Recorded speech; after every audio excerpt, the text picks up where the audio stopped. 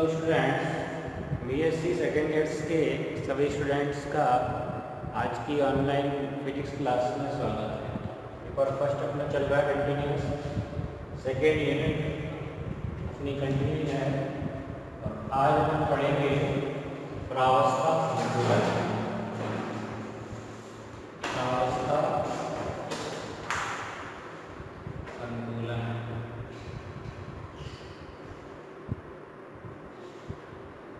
प्रावस्था जो होती है ठोस द्रव गैस की प्रावस्थाएं होती हैं। Stage equilibrium.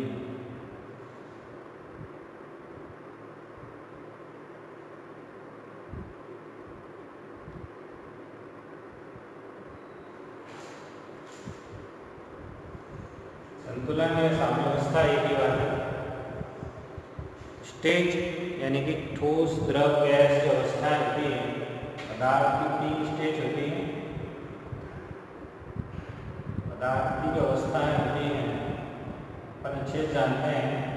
कौन कौन सी होती है? ठोस, द्रव और गैस। सॉलिड, लिक्विड और गैस। अवस्थाएं किस पे डिपेंड करती है? जनरली ताप और दाब।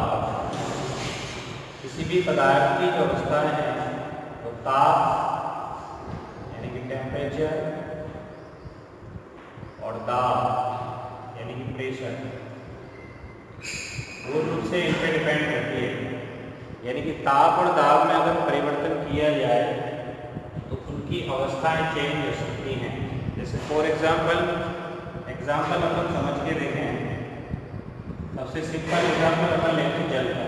इसको अपन ने इसकी तीनों अवस्थाओं को डेली लाइफ में कई बार देखा है। इस जल की सॉलिड अवस्था क्या है? बर्फ। और द्रव अवस्था क्या है? पानी। और गैस अवस्था क्या है? जलवाष्प। तो ये अपन जनरली प्रैक्टिकली देख सकते हैं। बर्फ यानी कि सॉलिड अवस्था से लिक्विड में अगर कन्वर्ट करना है क्या करेंगे अपन? जैसे बर्फ का पानी बनाना है तो गर्म करेंगे।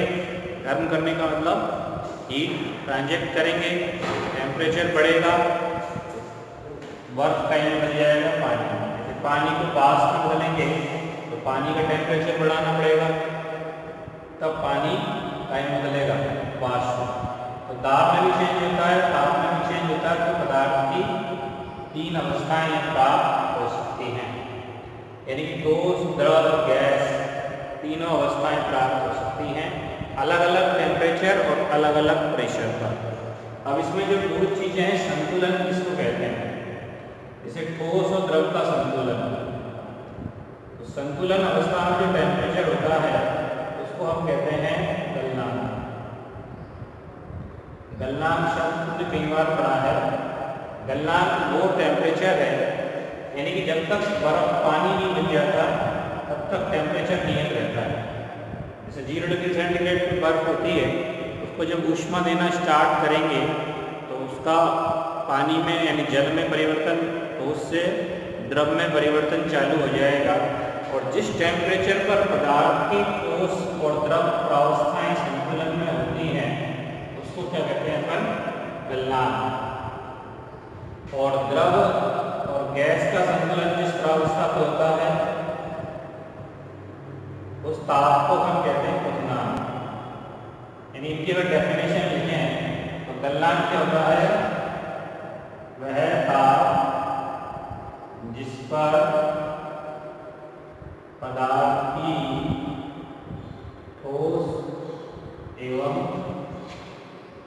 द्रव प्रावस्था संतुलन में होती है, गलनांक कहलाता है।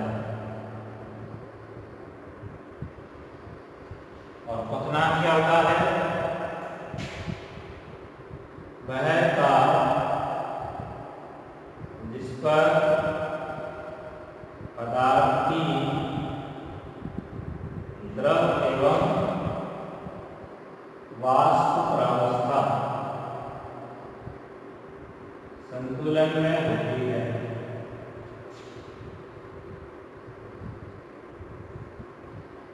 क्वथनांक कहलाता है। तो क्वथनांक की डेफिनेशन क्या है? वो टेम्परेचर जिस पे पदार्थ की द्रव और वाष्प प्रावस्था संतुलन होती है, क्वथनांक कहलाता है। जैसे जल का क्वथनांक 100 डिग्री सेंटीग्रेड पे नहीं है, तो 100 डिग्री सेंटीग्रेड पे द्रव यानी कि पानी और वाष्प दोनों संतुलन में होती है। इसी तरह से बर्फ गलनांक क्या है? 0 डिग्री। तो 0 डिग्री सेंटीग्रेड पे बर्फ और पानी यानी कि ठोस और द्रव प्रावस्था संतुलन में होती है। तो संतुलन का मतलब समझ में आ गया। एक निश्चित ताप और ताप में प्रावस्थाएं संतुलन में होती हैं और ताप में परिवर्तन से इनकी प्रावस्थाओं में परिवर्तन किया जा सकता है। तो इसको अपन प्रावस्था संतुलन के लिए प्रतिबंध निकालेंगे। तो क्या स्थिति होगी प्रावस्था संतुलन के लिए?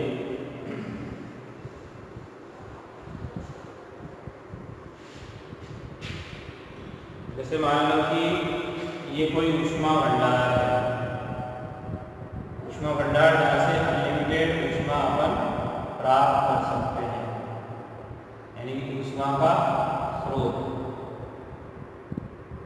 फॉर एग्जाम्पल पहले भी अपन पढ़ चुके हैं, परिवेश चारों तरफ का वातावरण ऊष्मा का अनलिमिटेड भंडार है। इसका ताप अपन T डैश और दाब P डैश है। अब इसके संपर्क में कोई भी निकाय है जो ऊष्मा लेगा। निकाय मतलब जैसे पदार्थ, पानी एक निकाय है, पानी ऊष्मा ले सकता है, गर्म होता है वातावरण में सूर्य की ऊष्मा से, तो उसकी प्रावस्थाएं चेंज हो सकती हैं। तो ये कोई निकाय है, ऊष्मा भंडार को हम P डैश से दिखाते हैं, निकाय इसको A से। अब इसकी दो प्रावस्थाएं हो सकती है, संतुलन अपन दोनों को दिखाते हैं यहाँ पे पिस्टन के द्वारा वो दिखा सकते हैं संतुलन। एक प्रावस्था, ये प्रावस्था 1 इसमें हो सकता है वो द्रव प्रावस्था में हो, दूसरी प्रावस्था नंबर 2 जो हो सकता है गैस प्रावस्था हो। दो कोई भी प्रावस्थाएं हो सकती है, वो संतुलन में अगर है तो माना यहाँ लिख सकते हैं अपन, माना ऊष्मा भंडार, इसका ताप T डैश और ताप P डैश के संपर्क में निकाय A की दो प्रावस्थाएं संतुलन में है। तो चूंकि अपन जानते हैं, पहले पढ़ चुके हैं, गिब्स मुक्त ऊर्जा पढ़ी है ना अपने, गिब्स मुक्त ऊर्जा G बराबर क्या होता है?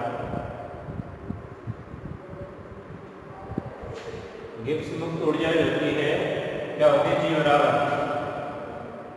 E dash minus P dash S plus P dash T। P dash इसका ताप, P डैश ताप, P डैश ऊर्जा, S एंट्रोपी और B आयतन। संतुलन की स्थिति में G जो होती है टोटल, जहाँ दो प्रावस्थाओं के लिए लिखें तो इसकी प्लस इसकी यानी G1 प्लस G2। इसी तरह आयतन भी पहली प्रावस्था का आयतन, दूसरी प्रावस्था का G1 प्लस G2, एंट्रोपी भी S1 प्लस S2। जैसे E बराबर भी E1 प्लस E2। तो डैश अपन ने इसकी वजह से लगाए थे, भंडार को अपन K डैश मानते हैं। ये सब स्थितियाँ होती हैं, इन दोनों प्रावस्थाओं की कुल ऊर्जा के बराबर G। तो G बराबर होगा G1 प्लस G2। अब यह मान लिख लेते हैं, माना प्रावस्था 1 और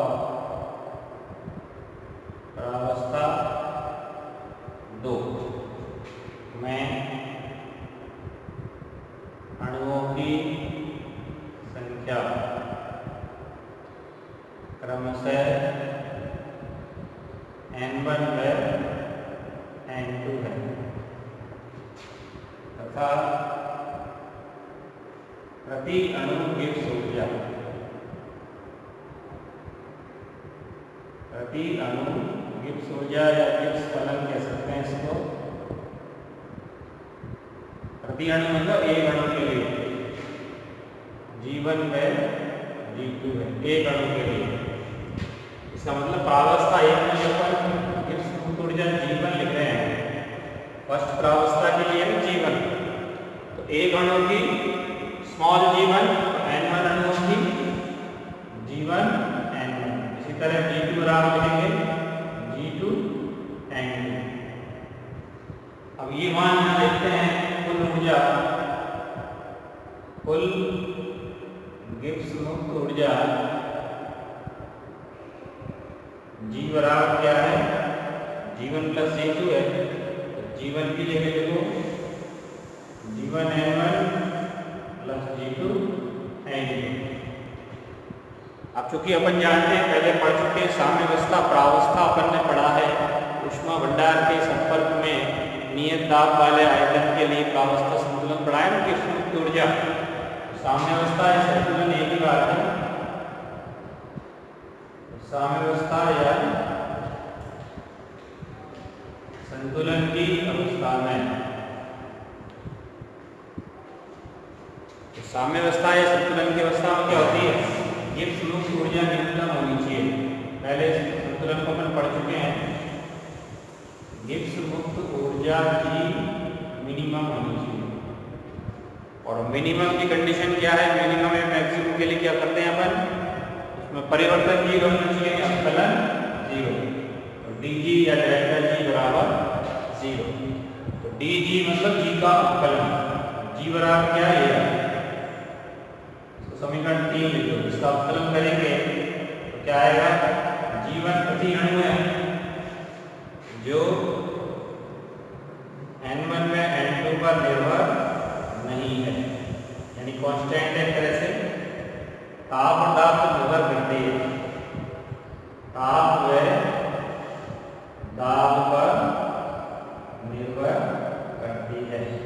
प्रति अणु जो गिब्स ऊर्जा है G1 G2 वो N1 N2 से इंडिपेंडेंट है, उसमें G1 नियत है और N1 का अपकलन क्या हो गया, dN1 प्लस G2 नियत है, N2 का अपकलन dN2 बराबर जीरो। dg बराबर मिलेगा, g का अपकलन करेंगे पर इसका अपकलन करेंगे, G1 कांस्टेंट है, N1 का dN1 N2 का dN2 और बराबर जीरो है। अब चूंकि कुल अणुओं की संख्या, इन दोनों प्रावस्थाओं को मिला के कुल अणुओं की संख्या, अपन ने लिखा है प्रावस्था 1 और 2 अणुओं की संख्या N1 और N2 है, तो कुल अणुओं की संख्या N बराबर लिखोगे N1 प्लस N2, जो कि क्या होगी, नियत। टोटल मिलाकर नियत होगी, एक प्रावस्था में ज़्यादा स्वयं कम या पहले में ज़्यादा स्वयं कम हो सकती है, लेकिन टोटल मिला के मान क्या होगा, नियत। इसका अपकलन करेंगे, N1 का dN1 N2 का dN2 और टोटल मान नियत है, तो नियत का अपकलन जीरो। इससे dN1 बराबर क्या हो गया, माइनस dN2। ये मान अगर हमने यहाँ लिखा तो क्या रिजल्ट निकलेगा,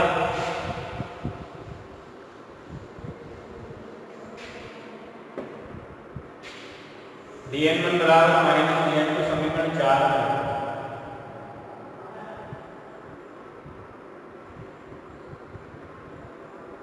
तो क्या होगा समीकरण 4, G1 dN1 प्लस G2 और dN2 की जगह क्या लिख दो, माइनस dN1 और इक्वल टू जीरो। dN1 की जगह माइनस dN2 की बात एक ही है, क्या है रिजल्ट, dN1 और इक्वल टू कर लिया माइनस वाला पक्षांतर करके G2 dN1 कट गया, तो G1 बराबर G2। साम्यावस्था प्रतिबंध हो गया एक तरह से कि प्रावस्थाओं के संतुलन की स्थिति में प्रति अणु गिब्स ऊर्जा, दोनों अवस्थाओं के लिए प्रति अणु गिब्स ऊर्जा के मान क्या होने चाहिए, बराबर होने चाहिए, कंडीशन है। अतः प्रावस्था संतुलन के लिए या साम्यावस्था के लिए दोनों प्रावस्थाओं में प्रति अणु गिब्स ऊर्जा के मान बराबर होने चाहिए। प्रति अणु गिब्स ऊर्जा के मान के अंश बराबर, ये इक्विलिब्रियम कंडीशन है। जीवन बराबर जी, इसको अपन ग्राफ से दिखाएं तो शो कर सकते हैं। यदि ताप T और दाब P के मध्य वक्र खींचा जाए, जिसे मैंने अभी पहले भी लिखा है कि जीवन और मृत्यु के मान ताप और दाब पर डिपेंड करेंगे, लेकिन N1 N2 पर डिपेंड नहीं करेंगे। तो ग्राफ अपन दिखाएंगे इसका, ये ताप T और इधर दाब P, तो इस तरह का वक्र होगा। अलग अलग बिंदु यहाँ पर दिखा सकते हैं इस तरह से। इस वक्र पर संतुलन है, इसलिए इस वक्र को हम क्या कहेंगे, अगर वक्र खींचा जाए तो इसे क्या कहेंगे अपन, प्रावस्था संतुलन वक्र। प्रावस्था संतुलन वक्र कहते हैं। इस वक्र पर सारे बिंदु में भी इस वक्र के इन सब बिंदुओं पर जीवन बराबर क्या होगा, G2। इधर इसके एक तरफ प्रावस्था फर्स्ट है और दूसरी साइड क्या है, प्रावस्था सेकंड, और इसमें दोनों प्रावस्थाएं क्या है, संतुलन में। तो प्रावस्था फर्स्ट में हो सकता है जीवन ग्रेटर देन G2 हो और सेकंड में जीवन लेस देन क्या हो, G2। यानी इसमें जीवन का मान ज्यादा है G2 से और इसमें जीवन कम हो सकता है G2 से, लेकिन इस वक्र के प्रत्येक बिंदु पर जीवन G2 के मान क्या होंगे, बराबर। मतलब इस टेम्परेचर इस प्रेशर के अकॉर्डिंग, टेम्परेचर बढ़ रहा है प्रेशर भी बढ़ रहा है, टेम्परेचर प्रेशर के अकॉर्डिंग जीवन G2 के मान चेंज जरूर होंगे, लेकिन हर बिंदु पर मान जीवन का G2 को क्या होगा, बराबर। तो जहाँ पे जीवन और G2 के मान बराबर हो उसी अवस्था को अपन क्या कहेंगे, प्रावस्था संतुलन की अवस्था। और इसलिए इस वक्र को क्या कहेंगे, प्रावस्था संतुलन वक्र। अब कौन सी प्रावस्थाएं संतुलन है उसके हिसाब से इसका अलग अलग नाम हो सकता है। जैसे ठोस और द्रव का संतुलन है तो इसको हिम रेखा कह सकते हैं, द्रव और वाष्प का संतुलन है तो इसको वाष्प रेखा कह सकते हैं, ठोस और वाष्प का संतुलन है तो ऊर्ध्वाधर रेखा इसको अपन कह सकते हैं। तो अलग अलग नाम इसके अपने हो सकते हैं, इसके आधार पर कि कौन सी प्रावस्थाएं संतुलन में। तो मूल जो संक्षेप में बात वो है कि प्रावस्था संतुलन की कंडीशन क्या है, जीवन बराबर क्या होना चाहिए, ये तो प्रति अणु के ऊर्जाओं के मान दोनों प्रावस्थाओं के लिए क्या होना चाहिए, बराबर होना चाहिए, तभी क्या होगा, प्रावस्था संतुलन कहलाएगा। तो ये प्रावस्था संतुलन की एक क्या हुई, कंडीशन हो गई। इसके आधार पर अपन संतुलन वक्र खींच सकते हैं और प्रावस्था संतुलन को समझ सकते हैं। अब जैसे अपन एक और कंडीशन अपन निकालें इसके लिए एक समीकरण है क्लॉसियस-क्लैपेरॉन समीकरण। नेक्स्ट हेडिंग डाल देते हैं अपन, क्लॉसियस-क्लैपेरॉन समीकरण।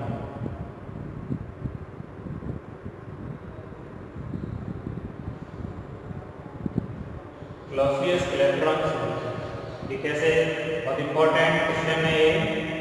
एक बार प्रावस्था संतुलन वक्र जो अभी मैंने बनाया तो दोबारा बनाए, ताप T,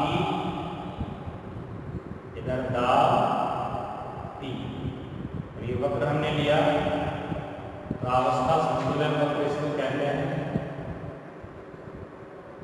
प्रावस्था संतुलन वक्र। इसके प्रत्येक बिंदु पर दो बिंदु ले लेते हैं अपन, यहाँ पे B और एक C। इस प्रत्येक वक्र के प्रत्येक बिंदु पर जीवन और मृत्यु के मान क्या है? बराबर। इस पे तापमान T और दाब क्या है? P। और यह ताप बढ़ के T प्लस dt हो गया और दाब क्या हो गया? P plus dt। ये प्रावस्था फर्स्ट है, जहाँ जीवन लेस देन मृत्यु हो सकता है या ग्रेटर देन हो सकता है, कुछ हो सकता है, कंडीशन डिपेंड करेगा। और ये प्रावस्था 2 है, जहाँ जीवन ग्रेटर देन क्या हो सकता है? जीवन। और इस वक्र पे जीवन बराबर क्या है? जीवन। दो बिंदु अपन में ले लिए, यहाँ लिख देते हैं प्रावस्था संतुलन वक्र पर दो बिंदु बी पे ताप T और दाब P एवं C, या ताप है T प्लस dt और दाब है P प्लस dt लेते हैं। तो दो बिंदु ले लिए अपने वक्र पे, एक B और एक C। अब इन पे चूंकि संतुलन है तो यहाँ भी जीवन G2 बराबर है, यहाँ भी जीवन G2 बराबर है। प्रावस्था संतुलन की जो शर्त है उसके अकॉर्डिंग क्या लिखेंगे? प्रावस्था संतुलन प्रतिबंध से शर्त प्रतिबंध एक ही बात है, जीवन बराबर G2, जीवन फॉर Tp बराबर G2 फॉर Tp। ताप दाब ये वाले B बिंदु के लिए है। इसी तरह से ये तो B बिंदु के लिए हो गया, और इसी तरह से C बिंदु के लिए लिखेंगे तो जीवन T प्लस dt ताप और P प्लस Tp ताप equal to G2 T plus dt और P प्लस dP। अब मान लो कि एक प्रावस्था से दूसरी प्रावस्था में जब चेंज होता है तो B से C तक अपन जब पहुंचेंगे तो प्रति अणु विद्युत ऊर्जा के मान भी चेंज है। बराबर तो है लेकिन मान तो चेंज होंगे ना, या कुछ और है जीवन G2 के मान, कुछ और बराबर तो है। बराबर कर सकते हैं 5-5 में हो सकते हैं, वहाँ 10-10 हो सकते हैं, तो मान तो चेंज हुआ है। यह माना B से C तक प्रति अणु लिखा है ना, ताप और दाब पर डिपेंड करता है जीवन G2 का मान। तो ताप और दाब चेंज हो रहे हैं तो जीवन G2 का मान भी चेंज हो सकता है। यहाँ 5-5 है दोनों में, 10-10 है, बराबर तो है लेकिन मान तो अलग अलग है कि नहीं। B से C तक प्रति अणु गिब्स ऊर्जा में परिवर्तन Dg1 बाय Dg2 है, यानी G1 में परिवर्तन Dg1 और G2 में परिवर्तन Dg2 है। तो इस समीकरण 2 को अपन क्या लिखेंगे? परिवर्तन के रूप में ही है C बिंदु पर, ये B बिंदु पर है, C बिंदु पर है। समीकरण 2 को अपन क्या लिख सकते हैं? इसको G1 Tp प्लस Dg1 परिवर्तन के बाद ही पाया है बराबर G2 Tp प्लस Dg2। और इसमें परिवर्तन हो गया, चेंज हो गई, बढ़ गया है, जो भी है प्लस है, मान चेंज हो या घटे बढ़े। B से C तक जब पहुंचे तो G2 में इतना प्लस हो गया, G2 में इतना प्लस हो गया। अब चूंकि समीकरण 1 के अकॉर्डिंग देखें कि ये वाला मान बराबर है तो कट जाएगा, ये क्या बचेगा? इससे Dg1 बराबर Dg2, इसको हमने लिख दिया समीकरण नंबर 3। ये तो कट गया, तो फर्स्ट इक्वेशन के अकॉर्डिंग क्या बचा? Dg1 बराबर Dg2। अब चूंकि अपन जानते हैं गिब्स मुक्त ऊर्जा क्या लिखी हमने स्टार्टिंग में लिखी और पिछले टॉपिक में भी पढ़ चुके हैं। तो किसी एक प्रावस्था के लिए अपन ने इंडिकेट लगा दिया I, I मतलब किसी भी प्रावस्था के लिए, अगर फर्स्ट प्रावस्था है तो 1 लिख देंगे, 2 प्रावस्था है तो 2 लिख देंगे। तो Gi बराबर क्या होता है? I केवल इंडिकेशन के लिए है प्रावस्था के लिए, Gi माइनस Ts, इसमें भी I लगा दो, प्लस Pb, Pi लगा। फर्स्ट प्रावस्था के लिए 1 हो जाएंगे, सेकेंड प्रावस्था के लिए सेकेंड हो जाएंगे। P को तो नियत रखो, S का लगा दो I। तो समीकरण इसको लिखते हैं हमने 4। अब प्रति अणु गिब्स ऊर्जा निकालिए, तो कैसे निकालेंगे? प्रति अणु गिब्स ऊर्जा, इसको गाइस शो करते हैं स्मॉल g से। वही आई प्रावस्था के लिए। आई का मतलब क्या है? प्रावस्था। फर्स्ट प्रावस्था के लिए आई इक्वल टू लिखेंगे 1 और सेकेंड प्रावस्था के लिए आई इक्वल टू लिखेंगे 2। तो जी आई बराबर क्या हो गया? प्रति अणु, यानी अणुओं की संख्या का क्या दे रहा है इसमें? भाग जी आई अपॉन एन आई।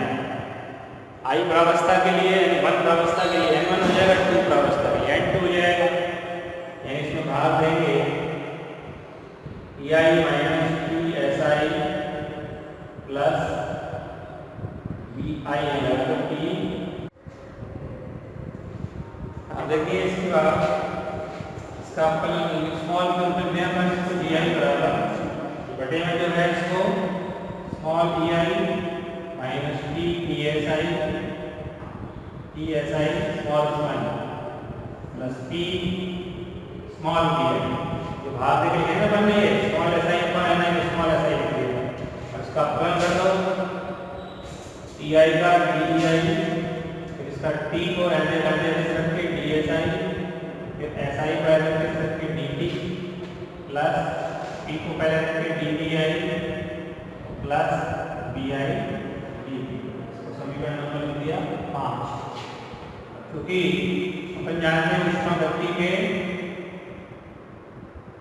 ऊष्मागति के प्रथम स्तर द्वितीय क्या होता है? TdS बराबर dE प्लस PdV। आई लगा दो यहाँ DI, TdS आई जो है इसकी जगह पर लिख सकते हैं DEI प्लस PdV। DEI और PdV यहाँ से कट जाएंगे, इन दोनों की जगह पर लिखेंगे TdS आई माइनस का प्लस का कट जाएगा तो DGI बराबर हो जाएगा minus SI dt plus DI dt। और फर्स्ट प्रावस्था के लिए आई की जगह 1 लिखो, इस समीकरण लिख दो जो हमारा है ना dG1 बराबर dG2। तो dG1 का मतलब है minus S1 dt plus V1 dt बराबर 2 के लिए 2 लिखेंगे तो minus S2 dt plus V2 dt। अब ये इसको उधर ले जाओ, इसको उधर ले आओ, माइनस वाला चला के प्लस हो गया, dt कॉमन हो गया तो बचा S2 माइनस S1 dt बराबर इसको उधर ले जाओ V2 माइनस V1 dt। यहाँ से dP अपॉन dt बराबर क्या हो गया? S2 minus S1 upon V2 minus V1। समीकरण नंबर 6। ठीक है, जोड़ देंगे, तीनों जोड़ना पड़ेगा तो फिर